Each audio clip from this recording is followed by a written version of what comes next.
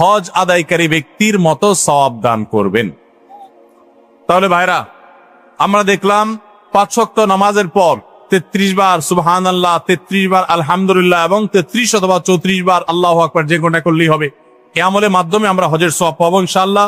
ফজর নামাজের জামাত আদায় করার ফজর নামাজ আদায় করার পর সূর্য ওঠার 15-20 মিনিট পরে ওই পুরো সময়টুকু বসে বসে জিকির আজকার, কোরআন তেলাওয়াত, দিন শিক্ষা এগুলোর মধ্যে মাশগুল থেকে এরপরে উঠে যদি আমি 2 রাকাত নামাজ পড়ি, আল্লাহ তাআলা হজের সওয়াব দান করবেন এবং উমরার সওয়াব দান করবেন। আর 3 নম্বর হলো, মসজিদে যদি কেউ দিন শিক্ষার জন্য বা দিন শিখাবার জন্য যায়, তাহলে এই যাওয়ার কারণে শুধুমাত্র আল্লাহ রাব্বুল আলামিন ওই ব্যক্তিকে পূর্ণাঙ্গ হজের সওয়াব দান করবেন। 4 নম্বর হলো, যে ব্যক্তি 5 ওয়াক্ত নামাজে মসজিদে হাজির হওয়ার জন্য 5 ওয়াক্ত নামাজে বের হয়, মসজিদের দিকে যায়, আল্লাহ তাআলা তাকে ইহরামকারী, সাদা কাপড়ে ইহরাম পরে লব্বাইক রত হাজী হজ করে যে সওয়াব পায়, আল্লাহ তাআলা ওই মসজিদে গমনকারী ব্যক্তিকে সেই সওয়াব দান করেন। এবং 5 নম্বর হলো মা বাবার সেবাকারী ব্যক্তি। ভাইরা আমার, এই 5টা আমল আমরা অনেকগুলোই কিন্তু করি, কিন্তু এই সওয়াব লাভের আশা আমরা করি না। আজ থেকে আমরা এই সওয়াব লাভের আশা করবো ইনশাআল্লাহ।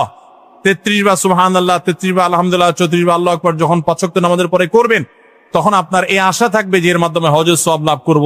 আবার যখন এশরাকের নামাজ পড়বেন, ফজর নামাজের পরে নিজ জায়গায় বসে জিকির আজকার করে, তখন আপনি আল্লাহর কাছে হজের সওয়াব পাবেন, সে আশা রাখবেন। আবার যখন মসজিদে কোনো দিন শিখার জন্য যাবেন, এই আশা রাখবেন যে আল্লাহ হজের সওয়াব দিবেন, পূর্ণাঙ্গ হজ।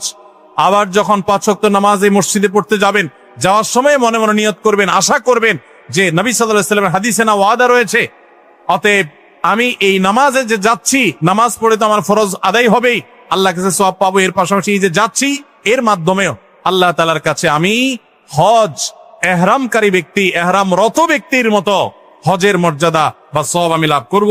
এবং মা বাবার সেবা করার সময় একই নিয়ত করব। আমরা যখন নিয়ত করব এবং এই আমলগুলো আশায় করব, আল্লাহ রাব্বুল আলামিন আমাদের সবাইকে দান করবেন ইনশাআল্লাহ।